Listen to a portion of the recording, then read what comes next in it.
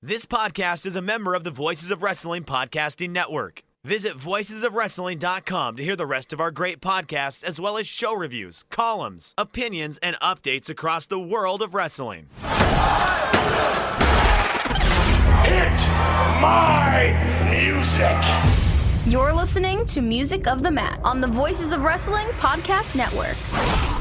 Hello, and welcome to Music of the Mat, the podcast devoted exclusively to the music of pro wrestling. It's all part of the Voices of Wrestling Podcast Network. I'm your host, Andrew Rich.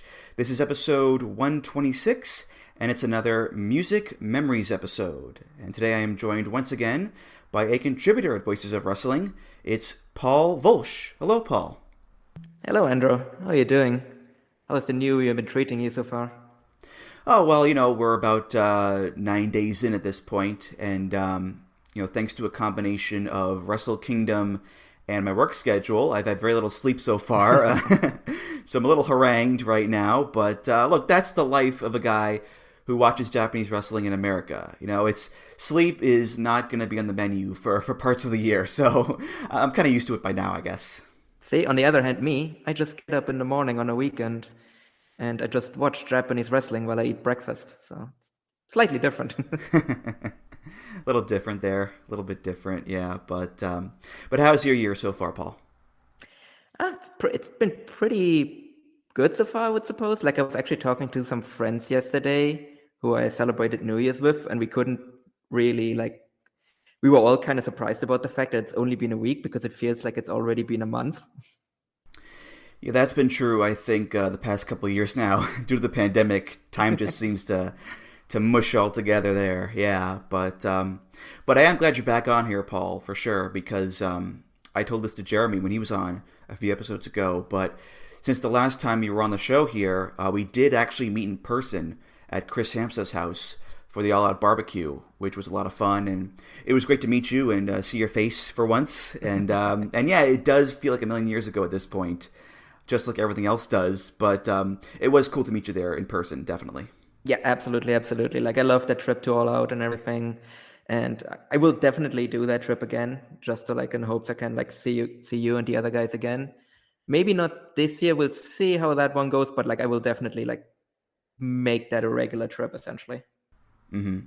Yeah, we managed to get in right before all the Omicron craziness happened, and cases started going up left, right, and center. So we were lucky in that sense for sure. But yeah, hopefully one day, knock on wood, fingers crossed, all the cliches, we can get together again for a big show in America. Yeah, maybe in Japan. Yeah, that'd be cool too. Japan would be cool, for sure. But anyway, today, Paul, we are indeed doing Music Memories. And I gotta say, I do appreciate you being on here on short notice, because originally this episode was supposed to be a different guest and topic altogether.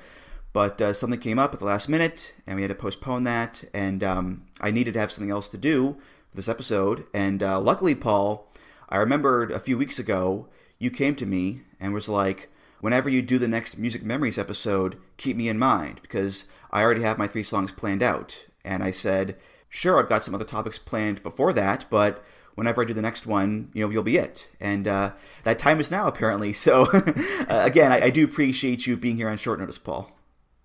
No worries, Andrew. It's fun fact. I think when I told you that, it was obviously true that I already had the themes all laid out, but I think I was completely hammered when I wrote you that message. I think it was 2 a.m. or something for me.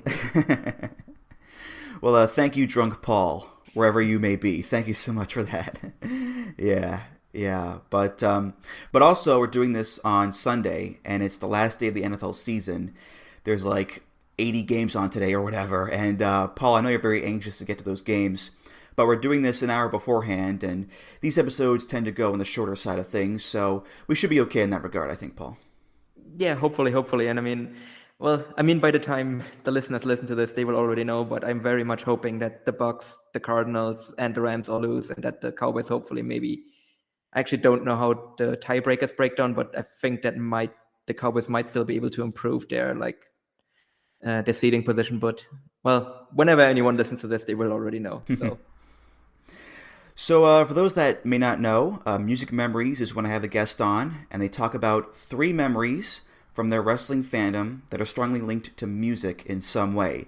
It could be from watching a show on TV, it could be from being there live, from a video game, an album, a show or movie that's about wrestling perhaps, whatever it may be. And in this case, Paul, you told me beforehand that all 3 of your picks are tied to being at a wrestling show. And as well, when you gave me the songs, I had never heard of any of these songs before. So this is probably the most unique Music Memories episode we've done yet. Yeah, I think I mentioned it as well, and I mean, I will probably go into that a bit more when we actually talk about each theme as well. It's that they also all represent kind of 3 very distinct periods of my life as well. And I think that's actually something that kind of makes it quite interesting as well. Mm-hmm. Right, because even though I may not have the same experiences or memories as the guests, there's still a very, very good chance I know the music. I know Cult of Personality, I know Obsession, I know Robot Rock, but in this case, both going to wrestling shows in Europe and these particular songs are things that I can't expound upon. I need your context, I need your knowledge in this case, so this will be a fun one, Paul, that's for sure. Yep. All right, well, let's get to it here. Paul, what is your first music memory? Yes, so the first theme that we're going to talk about today is going to be the theme of Axel Dieter Jr. in WXW after he turned heel, which is Cells from the soundtrack to Sin City.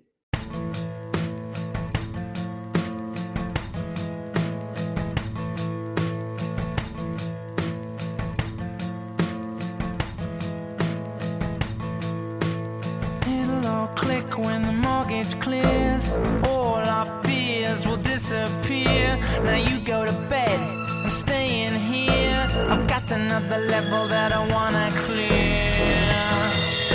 My skin feels like orange peel. My eyes have been vacuum sealed. My organs move like a swarm of eels. We should be more adventurous away than meals. They annoy me, they're so they could destroy me, they should enjoy me. We ain't Chinese, off our knees, and look for each other in the TV screen.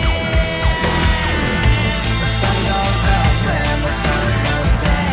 I drag myself into the town. All I do. So, as I mentioned, this is the theme that he had after he turned heel in WXW. And so this period of my life essentially, so actually a WXW show in Hamburg was actually the first wrestling show that I ever attended live. And that show was kind of the kickoff that would lead to his heel turn. And it was actually very much a long-term story that WXW was telling there, because it just kind of very slowly developed over the course of a year. And so this was falling into the time period where I was studying in Denmark for my master's degree, actually. And I had a car at the time, and there were WXW shows regularly happening in Hamburg. And since I was staying relatively close to the German border, it was just about a 2-hour drive away to Hamburg. So it was just a very nice kind of regular kind of getaway to kind of go down to Hamburg, spend the weekend there, go to a WXW show and watch everything happen. And it was also just a lot of good things happening in WXW at the time. Like, it was a very exciting promotion. It had really good booking. Like, there's a lot of good memories tied to that period. Like, there were a lot of people that I saw there that were on the rise at the time that would then later become major stars. I saw people kind of on their way down, kind of wind down their careers. I saw some surprising kind of performances from people there as well. Like, for example, what I remember very distinctly was a Jeff Jarrett match of all things, where he just worked as like a complete Memphis tag match. Like, it's like, I would assume that anyone that watched that one on VOD did not enjoy it at all, but being there in the crowd, it was just a hoot, like, just the entire time. But maybe talking more specifically about the theme, like I said, it was very much kind of a long-term story that WXW was telling there. Kind of at the beginning, kind of Axel Dieter, like he's the beloved like hero, and he's in a tag team with the Mag, Hot and Spicy, and they were beloved heroes in WXW in general, but more specifically for Hamburg, and I think that's why that one resonates even more so, is they were the hometown heroes. Like Axel Dieter Jr., like this isn't the Zack Sabre Jr. version where there's no Zack Sabre Sr.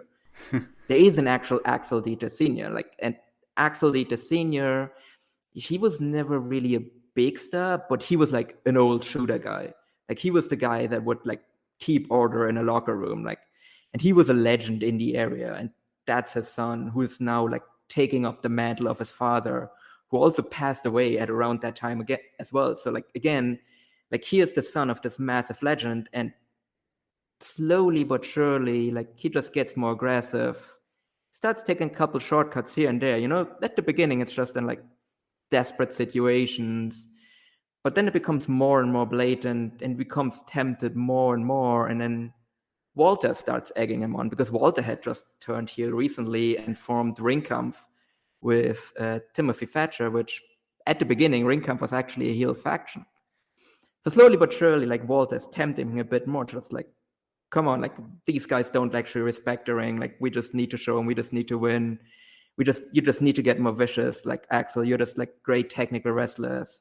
Like you can just beat these guys. Like you're better than them. And slowly but surely, Axel comes around to him and he's like, you know what? This guy's right. Like I'm better than these guys. Like, but like sometimes, like you just gotta show them. Like you just gotta take a little shortcut. But you're gonna beat them, or maybe you need a little outside help from Walter to do it. So, and I think also when he actually came out to this theme, which is because obviously the people didn't really want to believe that like everyone knew where the story was going, because again it was very much drawn out, but everyone knew where this was going. But I was there was also still this like little sliver of hope that people had out, that like, nah, it's our guy, like it's our unser Jung, to say in like more like the Hamburg one, like he's not, it's our boy, like he's not gonna go bad. And then he did, and that was really kind of solidified when he came out to this theme, to this very kind of somber song that in a way, and I think that's something that isn't really kind of talked about or shown very often in wrestling, is that very often when there is a heel turn, the focus is very much on like anger, and like, oh, he turned on his tag team partner, or he did this despicable thing, we all hate him, boo this guy. Whereas I think with this theme, it kind of goes into a slightly different direction, where it shows that like a heel turn in a way is also a tragedy as well. And that's very much what it felt like for like the Hamburg crowd at the time, where it's like, you didn't really want to boo Axel Dieter, because it's the son of Axel Dieter Sr. Like, you don't want to boo that guy. He's a Hamburg guy. Like, you don't really want to boo him. But then he just does all these shitty things, and he like turns on his friend, and so like you kind of have to, and he aligns with this asshole Walter. And so he just comes out to this like really somber song, and I think it really kind of beautifully underlined kind of the tragedy of the whole situation. Yeah, this one, when I heard it, I did sense that kind of sneering menace to it in a way. It does have that air about it, I suppose, but it's not like it's, downright evil either. It's not twirling the mustache, It is more gloomy. It is more sad and dour and depressing. So that whole thing where you said that this heel turn was itself, more depressing than anything because he was the hometown guy, that lines up there, I think, for sure. Now, as far as Dieter himself goes, I only saw him for the first time at the tail end of the indie run. So he'd already, joined Ringkampf, and from there he went on to be in WWE with Imperium and whatnot as Marcel Bartel. So that whole thing of him being the face and being with Damak and all that stuff, I didn't know about any of that stuff. So I appreciate you telling me about that. But yeah, I think it is pretty cool to at least imagine Dieter coming out to a song that isn't the Ringkampf / Imperium theme. Symphony No. 9 by Dvorak, that's pretty cool. Especially with the added context of it being more of a somber heel turn. than just a plain old "I'm angry now" kind of heel turn. So it does give it more of a weight to it too, I think, Paul. So yeah, great pick there for sure. Yeah, and actually that Ringkampf theme was actually I almost picked that one because obviously like kind of that when that faction whole thing formed and when they all started using that theme, even though originally that was Timothy Thatcher's singles theme, and then they all just kind of adopted it as the like group theme, and then it became Walter's singles theme, and then Thatcher started using a different theme. So in a way, Walter actually stole Thatcher's theme.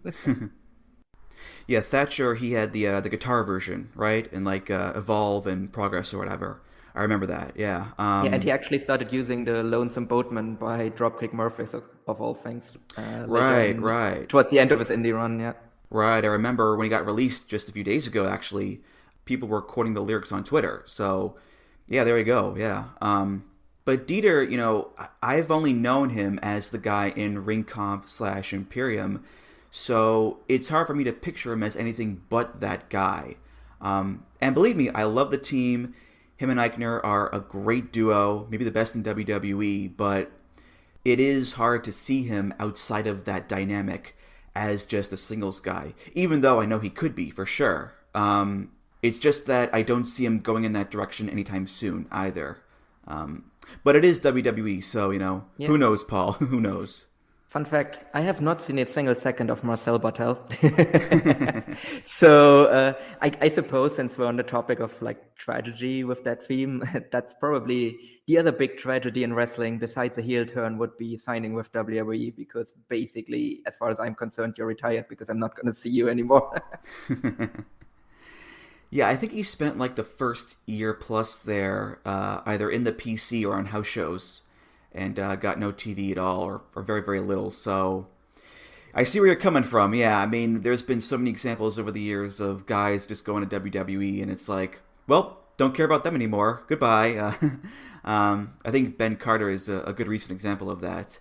Who? Exactly, yeah. Exactly. Okay, well, Paul, that was your first one down. What is your next music memory?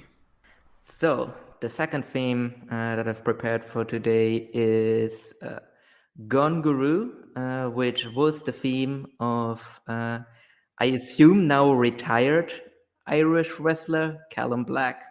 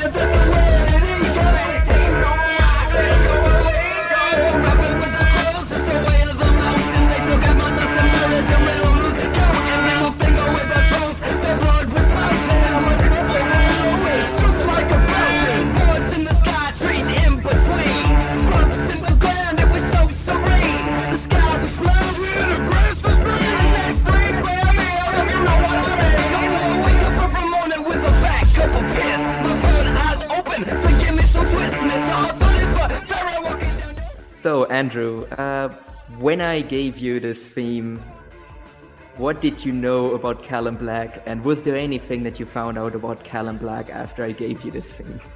I assumed, based on the name, that it's someone who was a British or Irish indie wrestler, and I googled him, and based on the one hit I got, a Profight DB profile, he is Irish, he is an Irish wrestler. No cage match, no Twitter, which, hey, pretty smart there, I suppose. And I've never seen him wrestle either. And he's had no matches beyond February 2020. So my knowledge of this guy, or this song, is quite low. Low meaning zero, pretty much. So this is one of those unknown quantities you brought to the table here, Paul. So please explain away. Yeah. So, in a way, we actually sticking kind of with the theme of tragedy. I swear, I actually did not intend it to go this way. So, Callum Black. I suppose we can call this segment of the show "The Ballad of Callum Black." So it's unsurprising. So this falls into the time period, kind of the second part, which is me living in Ireland, which is where I spent kind of the previous 4 years before moving back to Germany around this time last year. And as everyone else that lived in Ireland at the time, prior to the pandemic and things that happened then later in 2020, I was someone that was very much a regular at OTT Wrestling out of Dublin, and they put on some amazing shows during that time period. Like, this was really kind of the peak of Irish wrestling when it really got kind of the most international attention it's ever gotten, or will ever get, probably, given the situation that it is in now. And there was just so much young, promising talent on these shows as well. Like, a lot of great, like, homegrown talent. Like, at first, OTT kind of gained kind of notoriety by just bringing in kind of these guys from outside of Ireland and just putting them in amazing matches.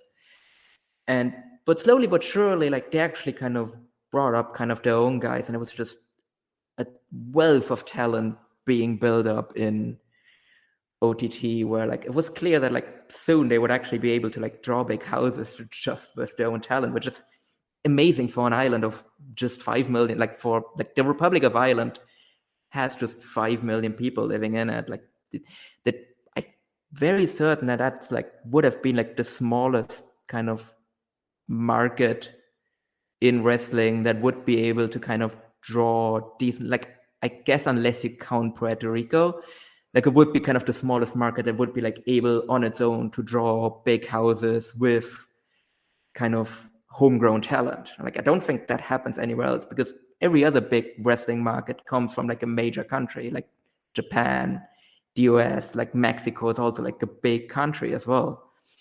So, like, it was very kind of a phenomenal feat, and unfortunately, then everything went to shit.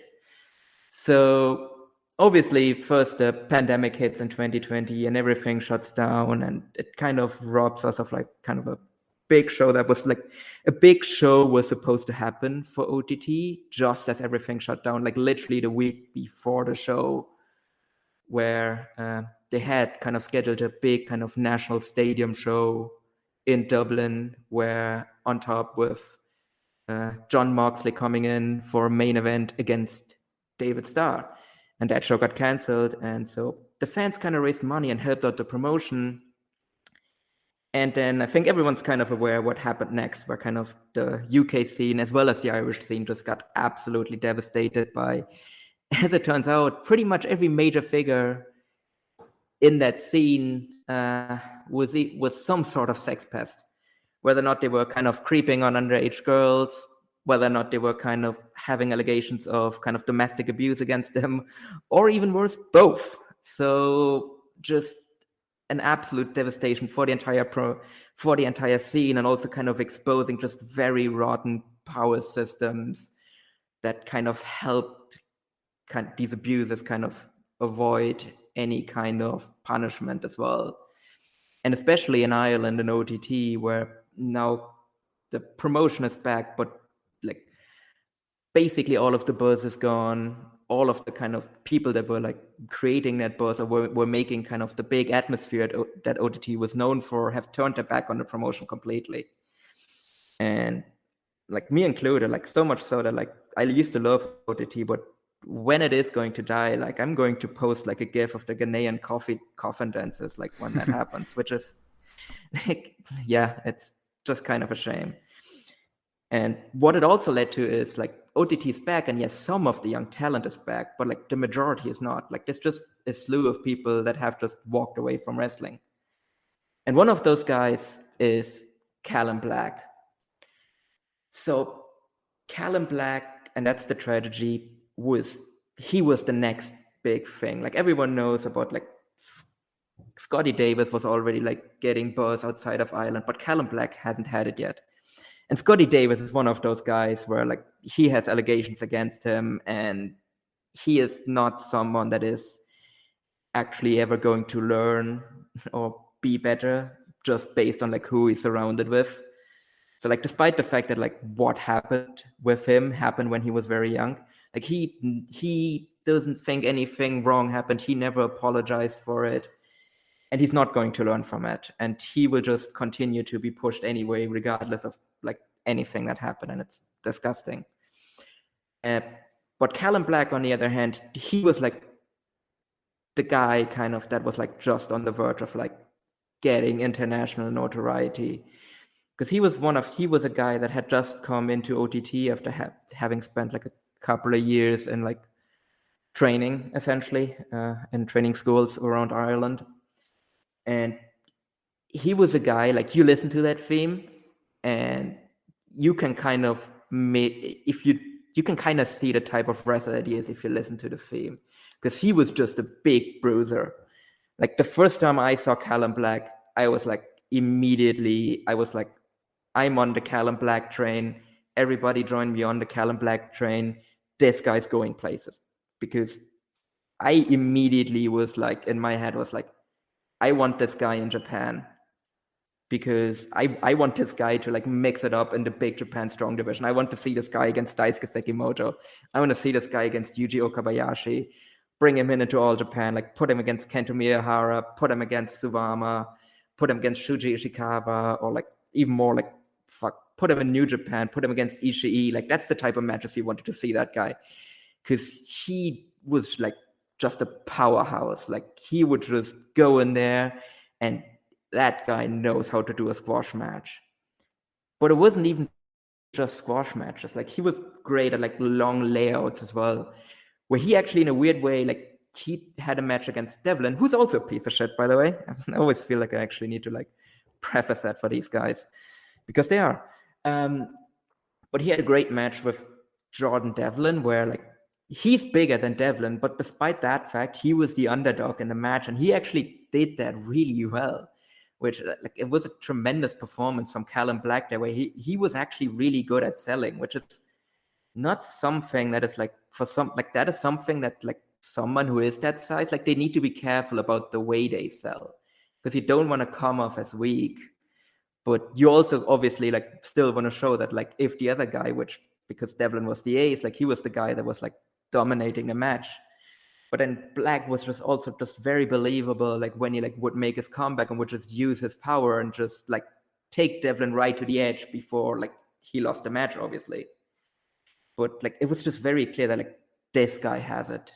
This is a guy that's gonna break out. Like he's going places. Like he's either gonna get like, and this was pre-AEW, so like he probably would have fit in there amazingly as well. Like if things had gone a different way and everything, like Callum Black in AEW, like that would have been amazing as well. Like just, yeah. But again, he seems to be one of those guys that has just walked away from wrestling with like the pandemic and everything that happened with OTT, where like he deleted his Twitter and has just like hasn't reappeared on any, like thankfully he hasn't reappeared on an OTT show, because it would have been a shame if he had been of that promotion. But like if you're not with OTT in Ireland, there's really no place for you to go. So yeah. Seems he's just a guy that is gone, and it's just such a waste of talent, and it's just a shame. And it's disgusting that like these like abusive power structures essentially have led to the retirement of like one of the most talented wrestlers that I have ever seen. Well, this sure is a happy little podcast, ain't it? Sorry, yeah. I realized that this got really heavy. That's okay. That's okay. I mean, look, it's real life. It's your memories, your emotions, your experiences, and it's honest. So thank you for your honesty in that regard, Paul, for sure. Now, as far as myself goes, again, I don't know Callum Black, but I do remember a few years ago when OTT was really the hottest promotion in Ireland and as well in Europe, really, I think. Because, you know, at this point, Progress was kind of trickling down in terms of the buzz. You had Rev Pro there, you had WXW there, sure. But OTT was like this cool neutral zone where you had guys from WWE who could be there. You had guys from like New Japan who could be there. Other indies could be there. It was this really cool place where you had a mix of the outsiders like, Keith Lee, Shane Strickland, Matt Riddle, Bandito, L.I.J., Will Ospreay, Ishii, Kushida, guys like that, along with the homegrown guys like, yes, Jordan Devlin, yes, Scotty Davis, More Than Hype, guys like that. So this great mix of talent combined with this incredible atmosphere with the fans there in Ireland made for such a hot promotion and a really cool thing to experience. Not just, there live, I'm sure, but also to watch from home. And then, of course, things happened to derail all of that, which, looking back now, it does feel tainted in a lot of ways, especially since, the biggest and most acclaimed story and feud of that promotion involved three guys. Walter, which, cool dude, no problems there. Jordan Devlin, which, tugs the collar at that one. And David Starr, which, again, tugs the collar at that one. So 2 out of the 3 guys there do have some pretty bad allegations against them. And that does muddy the waters, for sure. And as well, you have, I think, collateral damage with other wrestlers just looking at all this stuff that happened with Speaking Out and saying, you know what, screw this, I'm done. Like, More Than Hype, I know at least one of those guys retired. Was it Nathan Martin who retired? No, it's actually him and Dan Kearney, both. It was both, okay. 2/3 of More Than Hype are retired. Yeah, I thought it was one or both. I couldn't remember which, but it's both, yeah. And LJ Cleary is the only one still wrestling out of that trio. And same for Callum Black. I mean, as you said, he's just gone now, off into the sunset. And from what you told me, he sounded like a guy who could have been a linchpin for OTT, for Ireland, for the Euro scene in general. And who knows, maybe he could have gone to Japan or America. But we can't know that now because he retired. And as well, this song is also gone, which is a shame because, this is a pretty damn good song. I like it a lot. And it does sample one of my favorite bands, Rush, A Passage to Bangkok, that guitar riff in there. So, yeah, this song gets a thumbs up from me. Probably the only nice part of the segment here, I suppose. But no, but I mean, it fit him really well, like I mentioned as well, because his kind of catchphrase or the thing that he would do is he would say that he's undeniable. So and you just hear that theme and you just see him come out with that big frame and everything and the aura that he had, and it was just oh yeah, no, that guy is undeniable. Mm-hmm. Yeah, and again, no cage match profile for him, just the Pro Fight DB profile. And it said, February 2020 was his last match, which, makes sense because the pandemic hit right there. And a few months later, Speaking Out hit. And that was it. He was done. And again, it's a damn shame because, guys like him, guys like Kearney and Martin, for all we know, they did nothing wrong. They just wanted to be wrestlers and live their dream.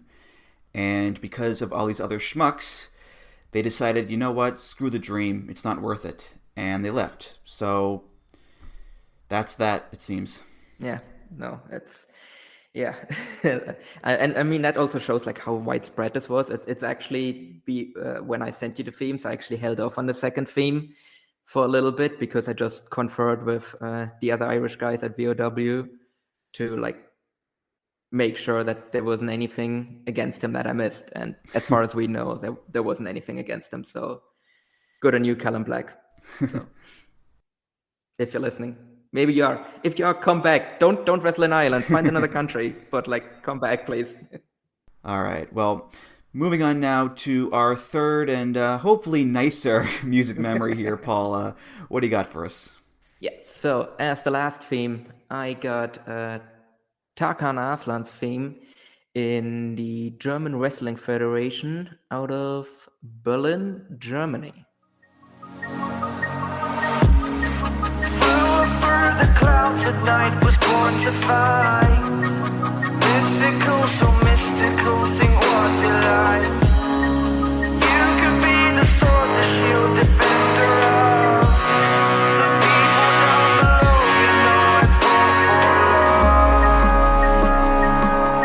You know I fall for love.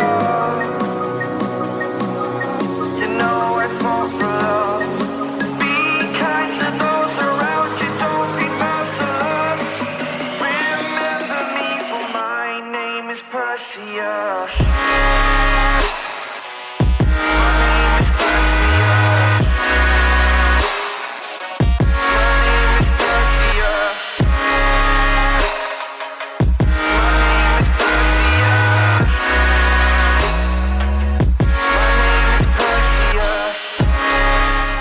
So yeah, as I mentioned, so this is the most recent one, and this is really very, very recent because it's basically like this past year, 2021, when I moved to the beautiful town that I currently am physically present in, which is Berlin, Germany. And so this was kind of just past the end of, well, not the end of the pandemic, obviously, but kind of just past 2020, like when everyone was starting to get vaccinated and everything, and kind of things were starting up again and wrestling shows were happening again. And so the first wrestling show that I've gone to kind of since the pandemic started was the first GWF show here in Berlin that was allowed to have crowds again. And it was just so nice to kind of be able to go to wrestling again, because there's really nothing quite like being at a live wrestling show. I mean, it is nice to watch wrestling on the screen as well, but it is just a completely different beast if you're there at the show, like just taking in the entire atmosphere, just being in that crowd, just being sucked into the matches and just having a great time. Like wrestling, if it's good, like nothing hits as good as like good wrestling, as a good wrestling show does. Like nothing can really like give you that same emotional feeling that a good wrestling show can. And that's kind of what GWF has given me back a bit. Like obviously now that my OTT memories are a bit tainted, I'm kind of like looking to like make new good kind of wrestling memories. And so far, GWF has been a bit better on that. Like obviously, I'm a little bit, maybe I'm a little bit wounded still. I'm still keeping it at arm's length just a bit, because OTT just very much broke my heart. So I'm not quite willing to embrace GWF as much as I have with OTT, but they are getting there. We actually had a situation recently at a show that I went to where they had kind of a big match on the show. And the day before that show, Marty Scurll showed up at this tiny promotion in the next state over, which is only like about hour and a half drive away from Berlin. And if he wanted to go back to the UK, he actually had to fly out of Berlin. So for a good portion of the show, I was like, I don't think they would book Marty Scurll, because again, if somehow you don't know, Marty Scurll also has some horrible allegations against him.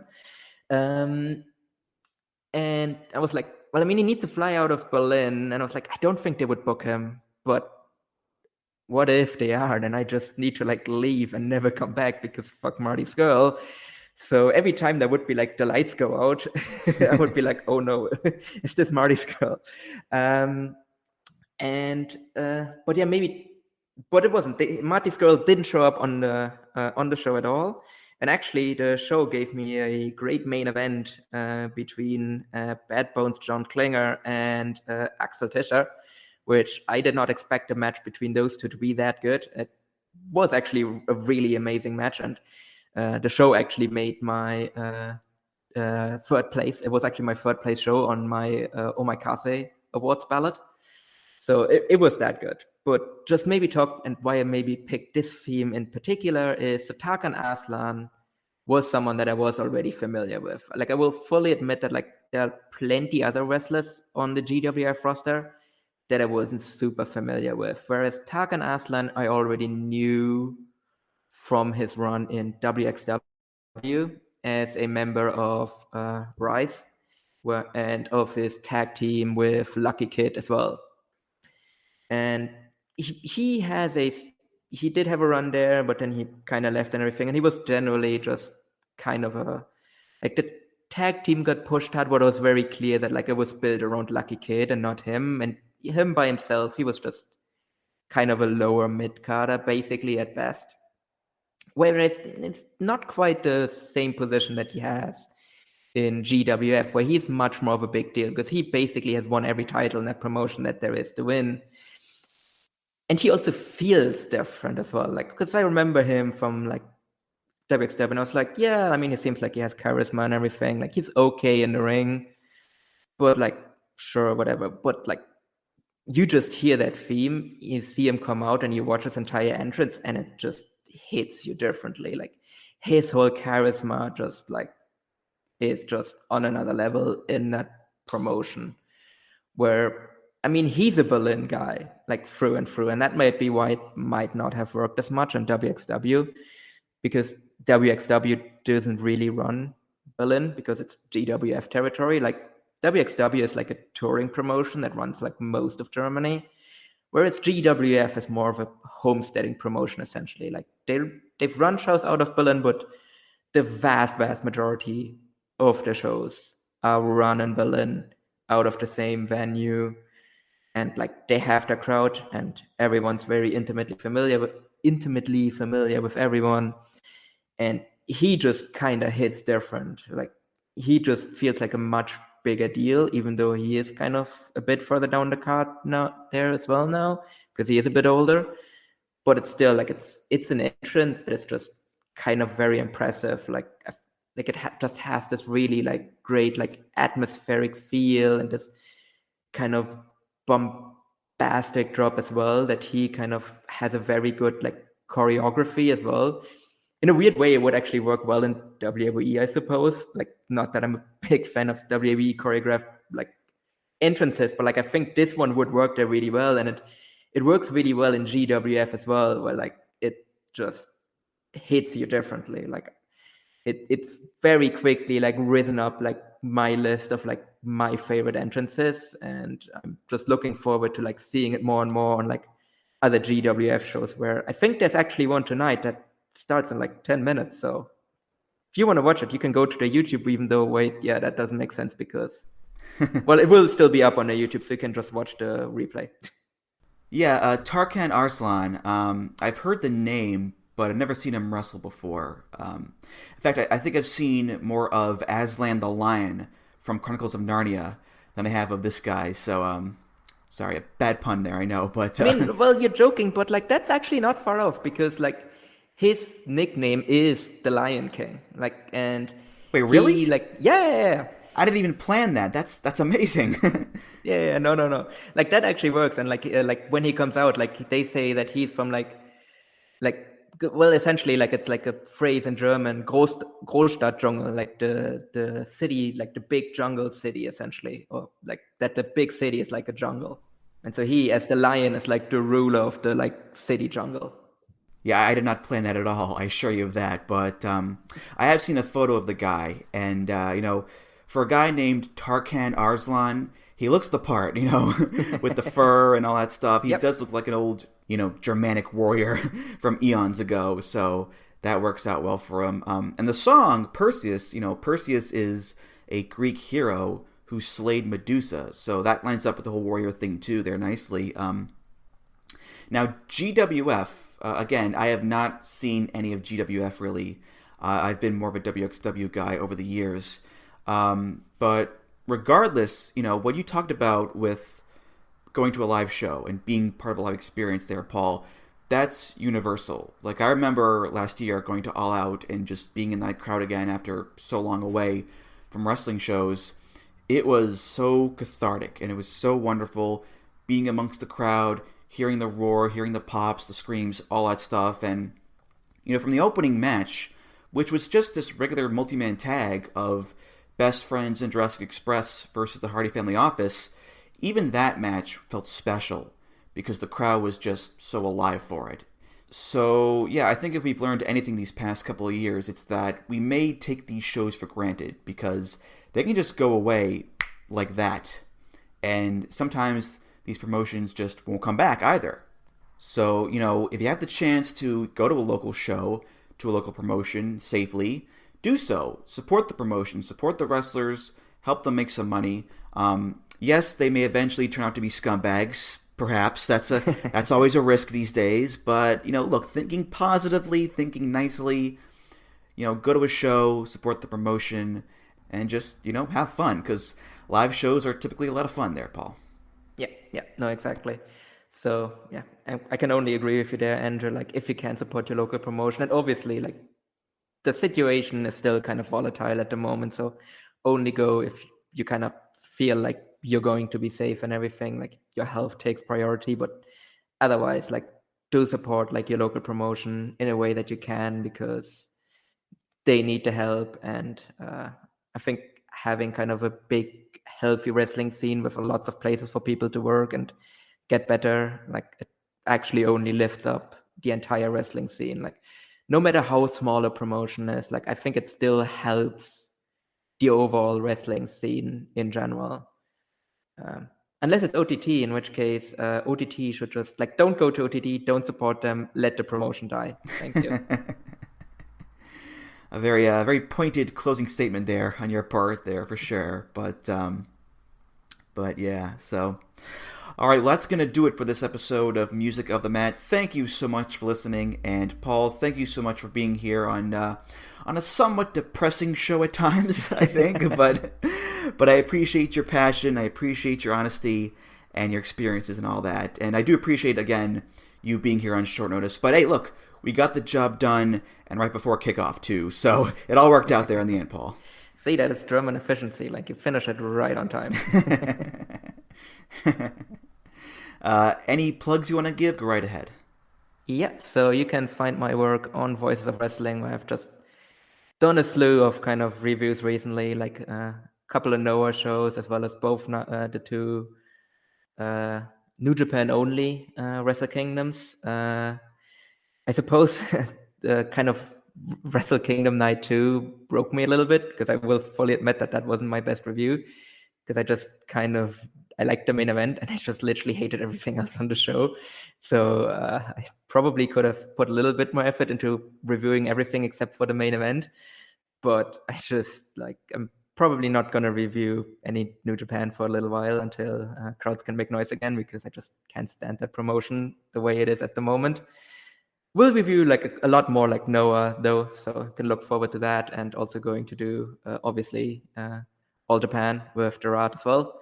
So you can look forward to that. And also there might be something else coming up at the end of the month. I'm not gonna go into a bit more depth for now because I'm still planning, but just kind of keep an eye on this feed.